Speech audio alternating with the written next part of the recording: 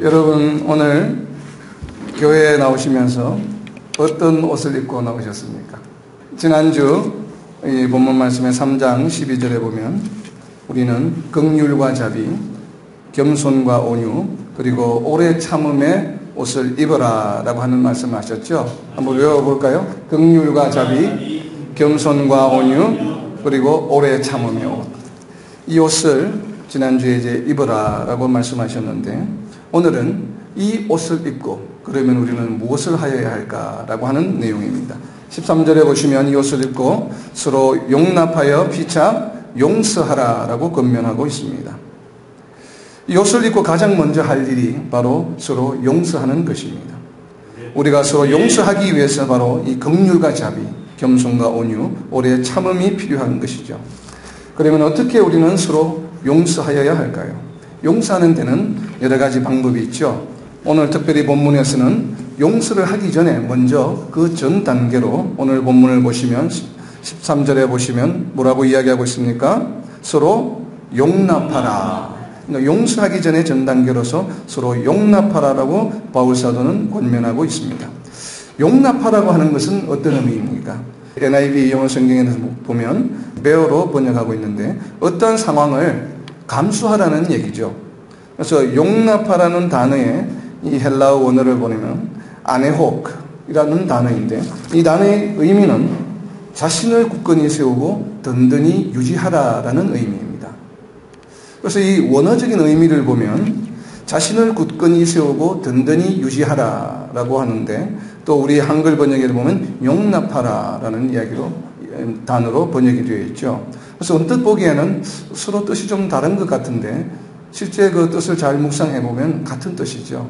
같은 뜻인데 동일한 상황에 대해서 보는 관점이 서로 다릅니다. 용납한다고 하는 것은 뭐예요? 상대방이 나를 비방하거나 나를 괴롭히거나 나를 힘들게 할 때 그것을 어떻게 해요? 용납해 준다고 하는 것은 받아준다고 하는 것이죠. 그래서 상대방이 어떻게 하는 잘못을 내가 그대로 받아주는 것, 이것을 우리는 용납한다라고 하는데, 같은 결과를 도출하는데 이 헬라어 원어에서는 자신을 굳건히 세우고 든든히 유지하라라고 이야기합니다. 이 얘기는 뭐예요? 상대방이 나를 괴롭히고 상대방이 나를 비난하고 비방하고 힘들게 할지라도 어떻게 해요? 화를 내거나 어떻게 원수를 갚거나 이렇게 흔들리지 아니하고 어떻게 해요? 자신을 굳건히 세우고 든든히 유지하라라고 하는 것이죠. 그러니까 어떠한 공격에도, 사탄의 어떠한 공격에도 자신의 중심을 잃지 말고 어떻게 해요? 든든히 굳게 세우고 흔들리지 말고 유지하라는 얘기죠. 그래서 본문의 컨텍스트에 앞에 있는 12절 말씀과 연계해보면 이렇게 해석할 수 있겠죠. 어떠한 공격이 있을지라도, 어떠한 비난과 힘든 일을 당하게 될지라도 무엇을 입고요? 긍휼과 자비, 겸손과 온유, 오래 참음의 옷을 입고 이 옷을 굳건히 지키고 유지하라라고 하는 것이죠. 이렇게 해석하면 이 헬라어의 원어적인 의미가 한결 더 잘 어울리죠. 전체 본문의 내용을 보면은요. 그래서 어떠한 상황 가운데서도 우리가 이 긍휼과 자비, 겸손과 온유, 오래 참음의 옷을 벗어버리지 말고 굳건히 입고 있으라라는 그러한 의미입니다. 바로 용납하기 위해서 이런 옷이 필요한 것이죠. 그러면 하나님께서는 왜 우리가 용서하기 전에 이 용납하라고 하는 그 명령을, 권면을 하고 있을까요? 우리 골로새서 본문에는 그에 대한 설명이 없습니다만은 이와 같은 설명을, 유사한 권면을 에베소 교회 성도들에게도 하고 있습니다. 성경을 앞으로 좀 넘겨서 에베소서 4장 2절 말씀입니다. 바로 골로새서, 빌립보서 앞에 에베소서에 있는 4장 2절 말씀 313쪽입니다. 4장 2절 말씀, 모든 겸손과 온유로 하고 오래 참음으로 사랑 가운데서 서로 용납하고, 같은 말씀이죠. 방금 골로새서 3장에서 했던 말씀, 12절에 했던 겸손과 온유, 오래 참음. 근데 뭐가 없어요? 보면은 긍휼과 자비가 없죠. 대신에 2절에는, 에베소 2절에 뭐가 있습니까? 사랑. 사랑 가운데서 뭘 해요? 서로 용납하고. 이 용납하라고 하는 바로 이 단어는 같은 단어입니다. 아네호크. 그래서 골로새서 3장에 있는 단어와 이 단어는 같은 단어예요. 그래서 이 에베소서에 보면 왜 용납하라고 하는지 그 이유를 설명해 주고 있습니다. 바로 위에 있는 1절에 보면 그러므로 주 안에서 같이 내가 너희를 권하노니 너희가 무엇 때문에요? 부르심을 받은 일에 합당하게 행하여. 그러니까 우리가 용납해야 되는 이유는 뭐라고 말씀하십니까? 우리가 부르심을 받았기 때문에, 부르심을 받은 자로서, 구원을 받은 자로서, 성도로서 그에 걸맞는 합당한 행위를 하게 하기 위해서 용납하라 라고 하는 것이죠. 이것을 우리가 야고보 기자의 표현을 빌리면 어떻게 되는 것입니까? 죽은 믿음이 아닌 살아있는 믿음을 위해서 바로 우리는 서로 어떻게 해야 돼요? 서로 용납하라. 그래서 우리는 바로 이제 이와 같이 긍휼과 자비, 겸손과 온유, 오래 참음의 옷을 입고 굳건히 이 옷을 벗어버리지 않냐고 잘 지켜야 되는 이유는 우리가 구원받은 성도요, 우리의 살아있는 믿음을 위해서 그렇게 해야 된다고 바울사도는 권면하고 있습니다. 자, 이제 우리가 용납한 다음에는 이제 우리가 용서를 하여야 되는데, 용서를 할 때는 어떻게 용서를 하여야 할까요? 용서하는 스타일도 사람마다 많이 다르죠. 어떤 사람은 그냥 쉽게 그래 알았어 뭐 용서해줘 이렇게 이야기하지만 말은 그렇게 하는데 상은 찡그리고 있고 돌아서서는 또 그 용서한 내용을 계속 기억하고 마음이 불편해하는 경우가 사실은 대부분이죠. 저희 보통 사람들은. 자, 그렇게 용서하는 것이 과연 진정한 용서일까? 아니면 마음속에 조금 더 진전해서 마음속에 불편함이 없이 그저 담담하게 우리 용서해줘, 용서해준다 이렇게 하는 것이 또 참된 용서일까요? 이 또한 최선은 아니죠. 그래서 이 골로새서 3장 우리가 본문으로 돌아와서 보면 골로새서 3장 13절에 있는 이 용서하라고 하는 단어는 카리스마이라고 하는 헬라어 단어인데, 이 카리스마이라고 하는 것은 원래의 뜻은 무엇인가 하면 무언가를 통해서 상대방에게 즐거운 일을 하라라는 의미입니다. 그래서 이 용서라고 하는 것이 그냥 내가 내 중심에 내가 그냥 널 용서했어요, 내가 마음이 편해지는 것이 아니라 상대방을 어떻게 해주라고요? 즐겁게 해주라고 하는 것이에요. 그래서 이것은 물론 이제 죄를 용서해주면 용서받는 사람은 당연히 즐겁겠죠. 근데 그 용서해주는 태도와 자세에 따라서 달라질 수가 있겠죠. 우리가 찜찜하게 이렇게 용서를 하면 용서받는 사람도 금방 알아차리죠. 이게 뭐 진정한 용서인지 마지못해서 하는 용서인지. 이렇게 용서를 받았지만 개운하지가 않을 때가 많죠, 사실은.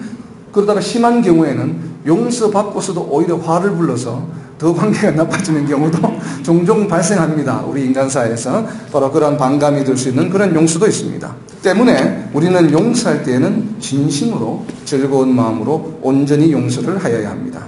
그래서 이를 위해서 오늘 바울사도는 이렇게 진정하게 상대방을 즐겁게 해줄 수 있는 용서의 방법을 우리에게 설명해 주고 있습니다. 13절에 보면 어떻게 용서하라고요? 주께서 나를 용서함같이 너희도 서로 용서하라 라고 하고 있죠. 주님께서는 그렇다면 우리에게 나 자신을 어떤 마음으로 용서해 주셨습니까? 우리가 성경 구절 한 구절 찾겠습니다.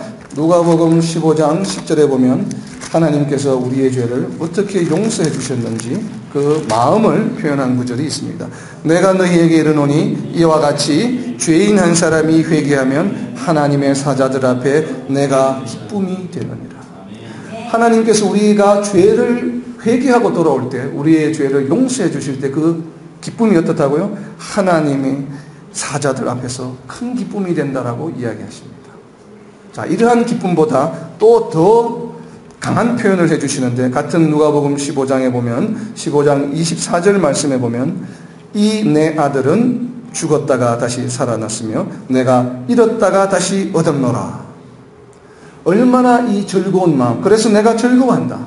하나님께서 우리가 죄를 회개하고 주님 앞으로 돌아왔을 때는 마치 죽은 아들이 돌아온 것과 같이 하나님께서는 즐거워하신다고 말씀하십니다. 그것은 왜 그렇습니까?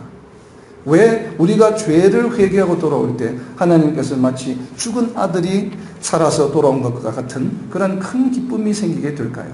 우리가 이 원리를 이해하면 우리가 상대방을 용서해 줄 때도 이와 같은 기쁨과 즐거움을 느낄 수가 있습니다.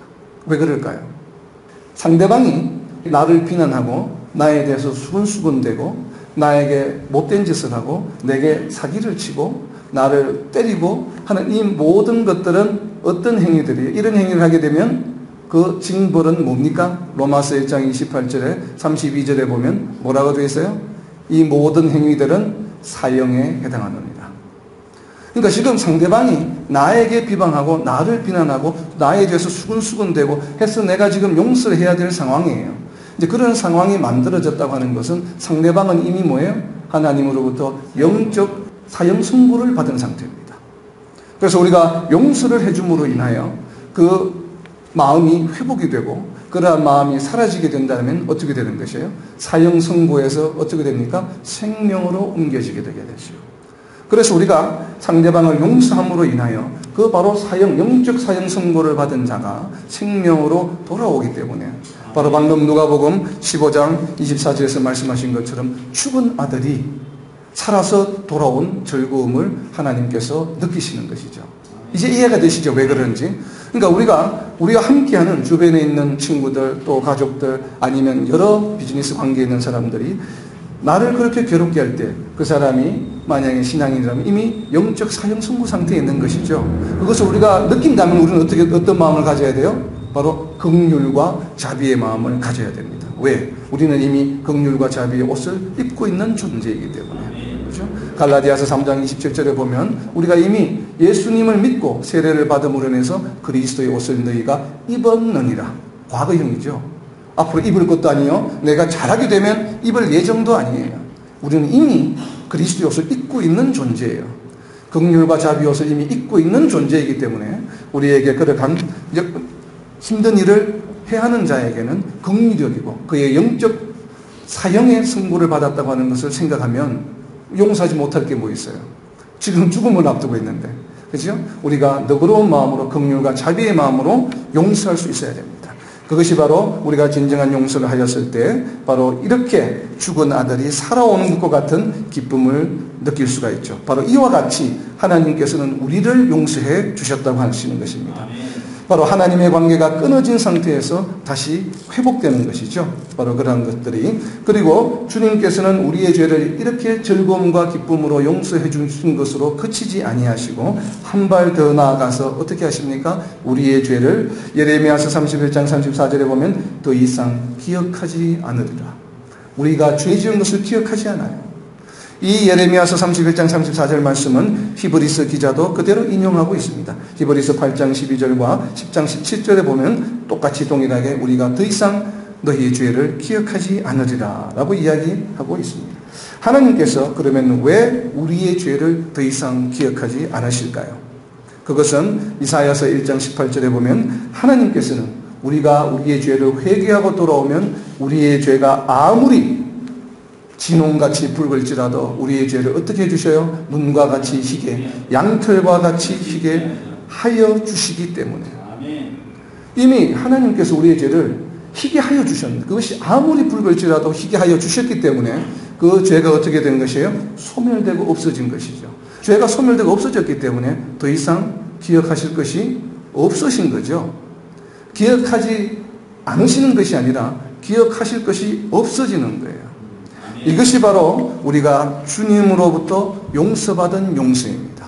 이와 같이 바울 사도는 너희가 주님으로부터 이와 같이 용서받은 것 같이 너희도 서로 용서하라라고 이야기하고 있습니다. 그저 말로만 하는 용서, 마지못해 하는 용서, 어쩔 수 없이 하는 용서, 용서한 후에도 여전히 그것을 기억하는 용서는 하나님이 원하시는 진정한 용서가 아닙니다. 물론 이러한 용서를 하는 것보다는 훨씬 나은 거죠. 용서하지 않는 것보다는. 그리고 사실 이 정도 수준의 용서 또한 쉬운 일이 분명히 아닙니다. 하지만 구원받은 성도로서 우리는 기쁨과 즐거움으로 용서하고 다시는 기억하지도 말고 마치 그런 일이 없었던 것처럼 상대방을 대하여야 함을 우리는 잊어서는 안 되겠습니다. 참으로 쉽지 않죠. 쉽지 않은데 이것만 해도 지금 쉽지 않은데 영적으로 상당히 우리가 거룩한 부담이 많이 되는데 오늘 바울 사도는 여기에 한 숟가락을 더 넣습니다. 이 용서의 수준을 넘어서서 오늘 14절 말씀에는 뭐라고 이야기하고 있습니까? 우리에게 뭐라고 명령합니까? 14절 말씀에 사랑을 더하라. 이 모든 것 위에 사랑을 더하라 라고 이야기합니다. 왜 사랑을 더하라고 하는 이유는 뭐예요? 14절에 보면 사랑은 온전하게 매는 띠니라. 온전하게 매는 띠이기 때문에 너희는 이 하나님이 우리를 용서해 주신 수준으로까지 용서하고 나서 거기에 덧붙여서 사랑하라라고 지금 권면하고 있죠. 이 온전하게 매는 띠로서 온전하게 맺는다고 하는 의미는 무엇일까요? 한글 성경으로는 이해하기가 좀 쉽지 않습니다만 영어 성경에 NIV 성경에 보면 bind them all together 이라고 이야기합니다. 그래서 bind them 할 때 이 them은 누구겠습니까? 용서를 하는 자와 용서를 받는 자죠. 그래서 용서받는 자와 용서하는 자를 어떻게 해요? 하나로 묶어준다. 하나가 되게 한다는 얘기죠. 하나가. 그래서 사랑이 서로 용서한 성도들을 온전히 하나 되게 한다는 뜻입니다. 주님께서 우리를 용서하신 이유가 우리에 대한 사랑인 것과 같이 우리 용서해줘야 될 대상을 용서할 때도 바로 사랑으로 용서를 해야 된다는 얘기죠. 그러면 이 또한 어떻게 해야 된다고요? 주님이 우리에게 하신 것 같이 하라고 했기 때문에 주님께서는 우리에게 어떻게 사랑을 하셨는가, 어떤 사랑으로 우리를 용서해 주셨는가를 살펴볼 필요가 있습니다. 세상적으로 우리가 사랑의 종류에는 여러 가지가 있다는 것을 알고 있습니다.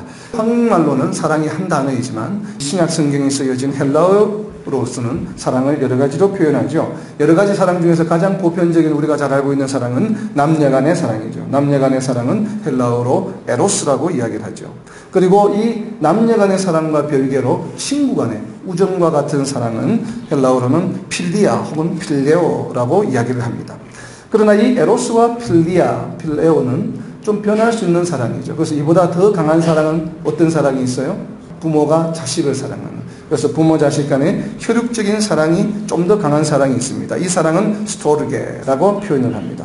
그리고 마지막으로 이 부모가 자식을 사랑하는 사랑보다도 더 강한 사랑, 무조건적인 사랑, 이것을 아가페라고 표현하죠. 이것은 바로 하나님이 인간을 사랑하는 사랑입니다. 그래서 오늘 본문 말씀에 있는 서로 사랑하라, 사랑을 더하라고 하는 사랑은 하나님께서 우리를 사랑한 것 같이 우리가 어떻게 사랑하라고요? 용서한 후에 아가페적인 사랑을 하라.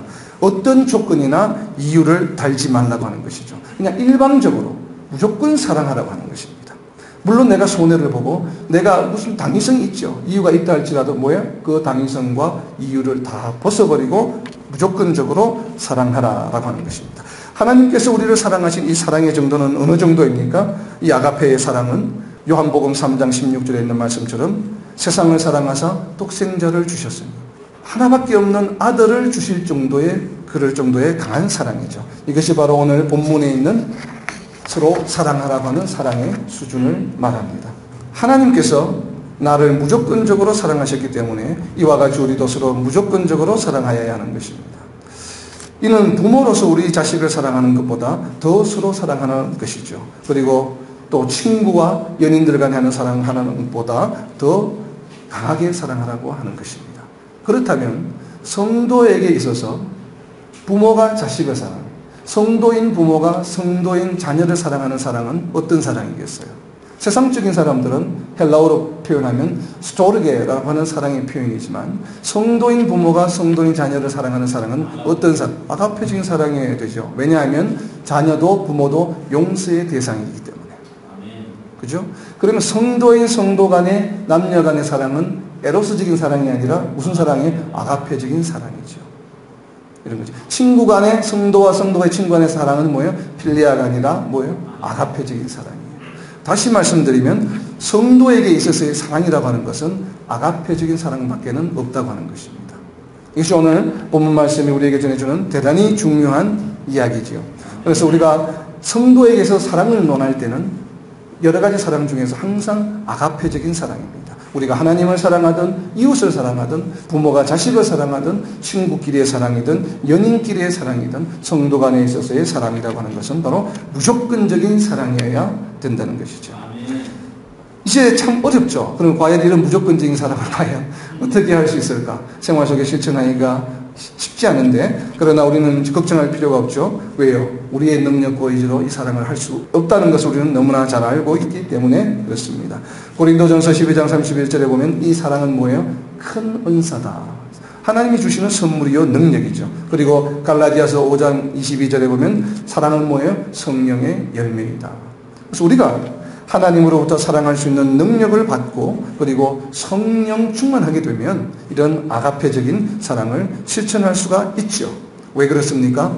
아까 말씀드린 갈라디아서 3장 27절에 있는 말씀처럼 우리는 예수님을 그리스도로 믿고 세례를 받음으로 인해 이미 뭐예요? 그리스도의 옷을 입고 있기 때문에, 사랑이신 그리스도의 옷을 입고 있기 때문에 사랑할 수 있는 이미 뭐가 되어 있어요? 준비가 되어 있고 자격이 되어 있죠. 이제는 그 그리스도의 옷이 인도하시는 대로 우리의 육신이 따라가기만 하면 이러한 아가페적인 사랑을 실천하며 우리는 크리스찬의 모습을 드러낼 수가 있겠죠. 마지막으로 우리가 이러한 상대방을 용서하고 그것에 사랑을 더하는데 그 대상은 어떤 사람이겠습니까? 오늘 본문 13절 말씀에 보면 누구라고 이야기가 되어 있어요? 13절 말씀에 보면 누가 누구에게 불만이 있거든. 지금까지 이야기한 모든 용서의 대상, 용납하고 용서하고 사랑을 더하라고 하는 그 대상이 누구예요? 불만이 있는 자라고 명시하고 있습니다. 물론 우리는 이웃을 사랑해야 됩니다. 그러나 오늘 본문에서는 특별히 네로다운해서 특별하게 불만이 있는 자라고 말씀하고 있습니다. 잘 이해가 안 되죠. 불만 있는 자를 왜 이렇게 용납하고 용서하고 아가페적인 사랑을 베풀어야 하는가 하는데, 이 불만이라고 하는 원어는 만페이라고 하는 단어인데, 이 만페이라고 하는 단어는 비난, 잘못, 다툼을 의미합니다. 그래서 이 불만이라고 하는 것은 뭐예요? 나를 비난하는 자, 내게 잘못하는 자, 그리고 다툼, 내게 자꾸 시비를 거는 자. 참 주변에 살다 보면 매일매일 시비 거는 사람들이 많죠. 그렇죠? 바로 그런 것을 말하는 거예요. 이 불만이라고 하는 것은 나를 비난하는 자, 내게 잘못하는 자, 나에게 자꾸 시비를 거는 자, 이러한 자들을 용납하고 거기에 대응하지 말라는 얘기죠. 용납하고 그리고 용서하고 그리고 한 발 더 나아가서 어떻게 해요? 아가페적인 사랑을 하라라고 하는 것입니다. 그렇게 해야 되는 이유는 뭐예요? 아까 말씀드린 것처럼 로마서 1장 32절의 말씀처럼 그들이 이미 영적 사형 선고를 받았기 때문에 긍휼히 여기고 그들을 다시 생명의 길로 인도하기 위해서, 그런 책임이 우리에게 있다 없다? 에스겔서에 보면 그것을 깨닫고 전하지 아니하는 자는 그 지역값을 누구에게 물어요? 영적 사형 선고를 받은 사람의 그 영적 사형 선고를 우리에게 물으시겠다고 하시기 때문에 어떻게 해야 돼요? 용서하고 말씀을 전해서 영적 사형 선고의 상태에서 벗어나도록, 그래서 생명의 길로 오도록 우리가 인도해야 되겠죠. 우리가 이러한 삶을 살아간다면 가정에서도 마찬가지요, 교회에서도 마찬가지요, 불만족스럽고 무언가 잔소리를 해야 할 거리가 보이지만 어떻게 해야 돼요? 잔소리하거나 불만족을 나타내기 전에 뭘 해요? 조건 없이 무조건적으로 상대방을 용납하고 용서하고 사랑을 더한다면 온전한 하나가 되는 가정, 그리고 온전히 하나가 되는 교회를 만들 수가 있겠죠. 말씀을 맺습니다. 긍휼과 자비, 겸손과 온유, 그리고 오래 참음의 옷을 입고 우리가 비록 부족하고 나를 성가시게 하는 부분이 있다 할지라도 우리는 서로 용납하며 용서하고 거기에 무조건적인 사랑을 더함으로써 영적 생명의 상태로 회복되어 온전히 하나가 되므로 세상을 향하여 크리스찬의 평강의 삶을 드러내어 이 땅에서 하나님 나라가 확장되는데 파수꾼의 역할을 잘 감당하는 저와 여러분이 되시기를 예수님의 이름으로 선포합니다. 아멘.